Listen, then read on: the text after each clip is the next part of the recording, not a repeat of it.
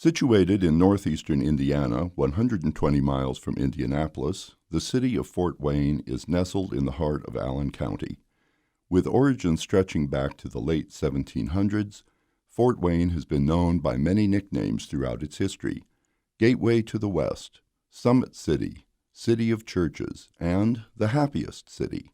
Perhaps its most curious nickname is the City That Saved Itself, the result of a sandbag brigade by citizens during the flood of 1982. This particular nickname could also apply to a well-known building woven deep into the fabric of that city's history. This is the story of the theater that saved itself and the majestic theater pipe organ contained within. On May 14, 1928, the doors of the magnificent M. Boyd Theater opened in Fort Wayne, Indiana. Designed by A.M. Strauss and John Eberson as a movie palace and a vaudeville house for the Fox Realty Company, the M. Boyd provided a majestic backdrop for the entertainment of the day, complete with a grand page theater pipe organ.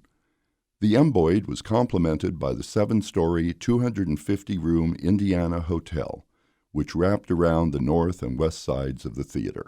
Vaudeville was at its height of popularity, and the M. Boyd, managed by W. Clyde Quimby, featured acrobats, comedians, magicians, and musicians.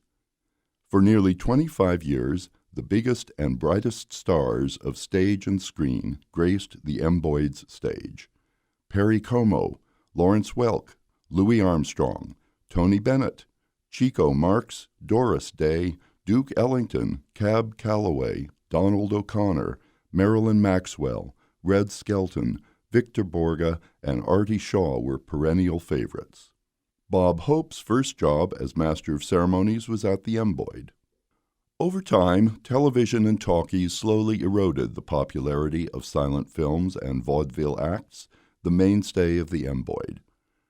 In August 1952, Alliance Theaters Corporation took over management of the M. Boyd and closed the building for 3 months to completely refurbish and redecorate the lobby and auditorium. Reopening on November 12th as the Embassy Theater, the new marquee announced to a sellout crowd lining the street, "Gala opening tonight, 6 p.m. Everything I Have Is Yours," in Technicolor, plus Buddy Nolan at the organ. The Embassy continued to operate as a movie palace under the new management. During this time, a small group of organ enthusiasts came together to become the unofficial guardians of the organ and its home. Buddy Nolan was one of those guardians. With stints playing piano at local restaurants and also employed as house organist at the Embassy in the 1950s and 60s, Buddy and his friends continued to maintain and restore the organ, often with money flowing from their own pockets. In 1963, Nolan played the first concert on the Embassy's restored grand page from midnight to 2:30 in the morning, beginning the tradition of Nolan's famed Theater Organ at Midnight concerts. Despite the late hour, Nolan's concerts were a tourist attraction for theater organ lovers from neighboring states. During this time, the Embassy Theater and the Grand Page held on, while other theaters in downtown Fort Wayne succumbed to destruction. Times were changing, and the Indiana Hotel was closed in 1971. Faced with the wrecking ball in 1972, a handful of community leaders and volunteers, led by Robert Goldstein, banded together to form the nonprofit Embassy Theater Foundation.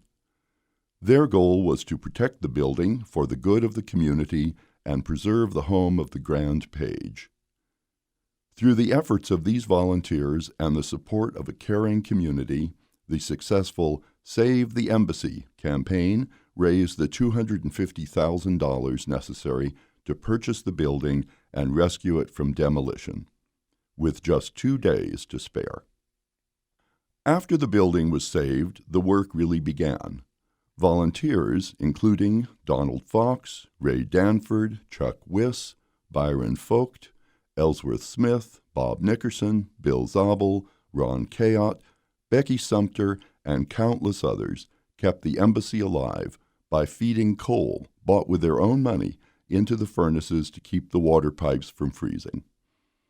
Efforts to fix the leaking roof and clean coal dust from the terracotta walls and lobbies continued. Buddy Nolan, Bob Goldstein, and Dine Pfeffenberger spearheaded the political and philanthropic efforts to create a long-term plan for the operation of Fort Wayne's treasured historic theater. In May 1975, Buddy Nolan played another of his famous organ concerts as an embassy fundraiser and filled the house to capacity. Later that year, the embassy was placed on the National Register of Historic Places.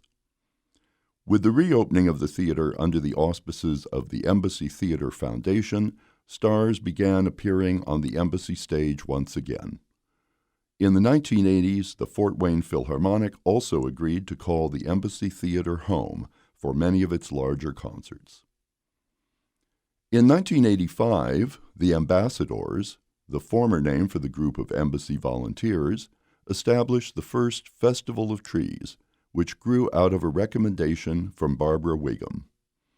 The initial festival raised $46,000, which was used to restore and renovate the front lobby entrances.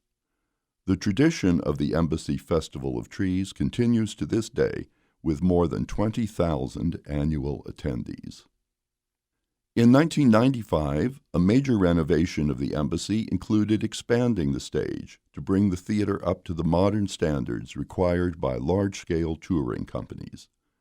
The theater seats were upgraded, creating a seating capacity of 2,477. The renovation also included a facelift for the Indiana Hotel lobby and mezzanine, allowing the space to be used for social events. The renovation restored the stage and hotel to its former grandeur, once again making the embassy the showplace of northern Indiana. In 2003, the embassy dedicated its Walk of Recognition, created to honor the stars that called Northeast Indiana home. Perhaps the most visible renovation project in 2005 was the installation of the new embassy marquee. Built by Wagner Sign Company in Ohio, the marquee features the well-known design of the 1952 marquee with lighting components and restored infrastructure. The restored marquee features digital reader boards, allowing for show information and messages to be changed rapidly with a computer. Another addition to the building was the vertical blade sign, reminiscent of the original vertical blade on the theater in 1928. At the same time as the marquee and the vertical blade installation, the embassy added the Indiana Hotel canopy, similar to the 1928 canopies along the building's Harrison Street and Jefferson Boulevard facades. In 2010, the third floor of the former Indiana Hotel was renovated into a pedestrian corridor that links to a sky bridge across Harrison Street and a sky bridge across Jefferson Boulevard that enters the Grand Wayne Convention Center. This construction, funded by the City of Fort Wayne and the Goldstein Foundation, created the opportunity for the embassy to redevelop floors 4 through 7 of the Indiana Hotel, floors that sat unused for more than 40 years.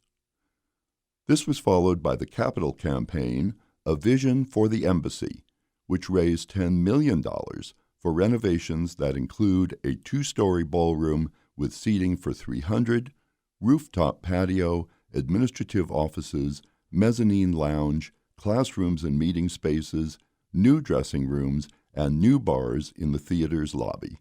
The project was completed in March 2016.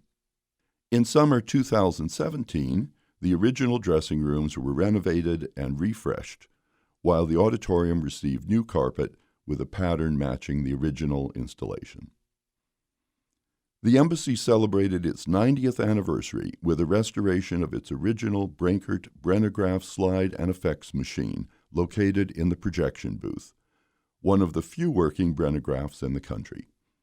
The embassy also owns the world's largest collection of Brenograph glass slides. All the embassy's archival materials are being cataloged, and many materials are now on display in the Heritage Center, which opened in June 2018.